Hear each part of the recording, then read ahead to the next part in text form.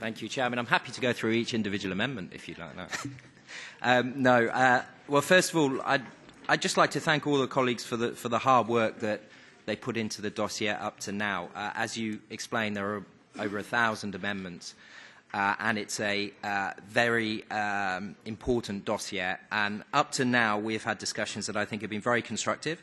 At times, they've been politically difficult, but as you would expect with such a important proposal. However, I think we're in good stead to find a compromise that I hope will be acceptable and suitable for everyone. Now, originally, we would have planned to have voted by now. But I think as we move this process forward, it's very important that we don't vote until we've got a position that we're all happy with. Consumers have been affected. Consumers that are affected or at least concerned by the developments relating to motor manufacturers need to be assured that the broken elements of the system have been fixed, both in their cars but also in the underlying legislation. So therefore, I think all the shadows are in agreement that we should take a little bit more time, but not unduly delay finding a conclusion to the committee process. All the groups have moved substantially from their initial positions.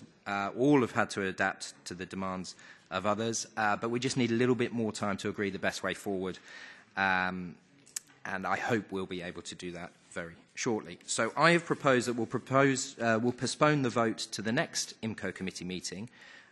This would allow us to vote on the dossier on Thursday, the 9th of February. This will keep us in line with the Council's expected timing. And we should also encourage the Maltese presidency, when they appear before us later, to be active and ambitious from their side in bridging opinions, as we have also tried to do here in the committee. I would add that a vote in February will still be well over a year since the Commission came up with their initial proposal, so I do think we need to get on with this. Now, in terms of the areas outstanding, we will have a Shadows meeting later today where we will conclude, hopefully, on the early articles of the regulation. It's important that we reinforce the system that exists today, which clearly has weaknesses, but it's also necessary that our response is proportionate, building on the system that exists rather than casting aside structures completely.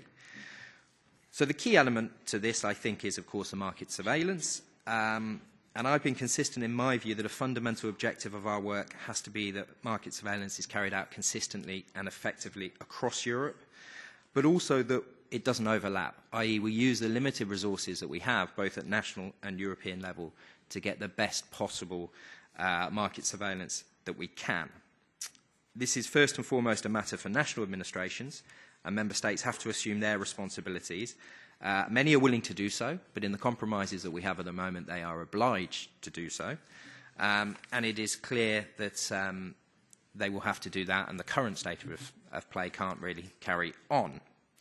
The compromises we have worked on to resolve this issue, as I say, provide for national market surveillance programmes, but also that they're prepared and agreed at European level.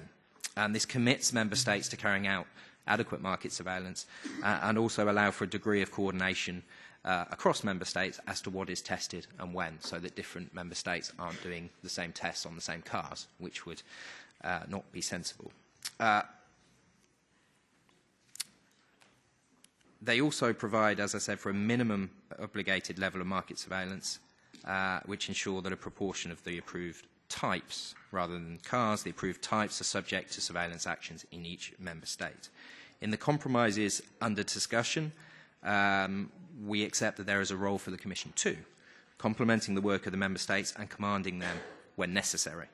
This combination ensures that the Commission can step in where it identifies gaps or sees a need to do additional market surveillance and carry it out across Europe, which will reinforce the system, and I think is an important element of the response to the Volkswagen crisis. As a package, I think this is effective and practical, and it's a huge improvement on the market surveillance requirements. It will impose a minimum burden at European level on national member states and a commitment of resources distributed across the member states, which is closer to the market, which is under review.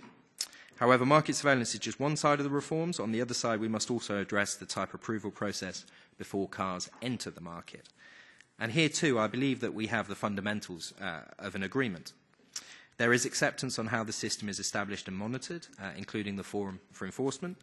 And I believe a strong forum for enforcement, bringing issues to the fore and encouraging a frank exchange of views, will equip the Commission with the information that they need to ensure a level playing field across Europe. In addition, a system of review has been proposed, which was based on Audi amendments, for the type approval authorities, which will involve independent assessors. I think this is also a welcome development to improve the independent oversight and the flow of information, allowing issues to be identified and resolved at the earliest stage. Other areas where we will seek a compromise concern safeguard clauses, where I'd like to thank the Commission there for their input on that. And we are similarly advancing on how to design the system of sanctions and penalties.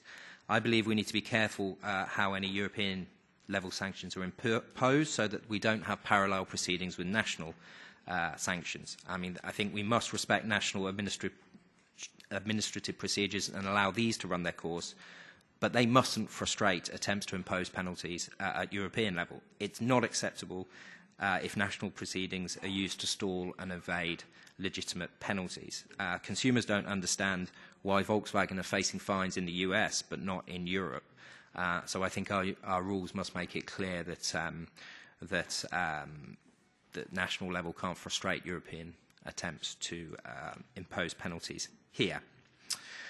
So in terms of the way forward, I'm very confident that we're going to be able to agree a system which meets our shared political objectives, and I believe that we will be able to get an agreement that is acceptable to all, if not the vast majority of groups, one which is an improvement on the current system and not the status quo. And now I welcome the views of other shadows and any other interested members on the dossier, and I'm optimistic as we continue our good cooperation together that we will finalise these compromises very shortly in a very positive way. Thank you.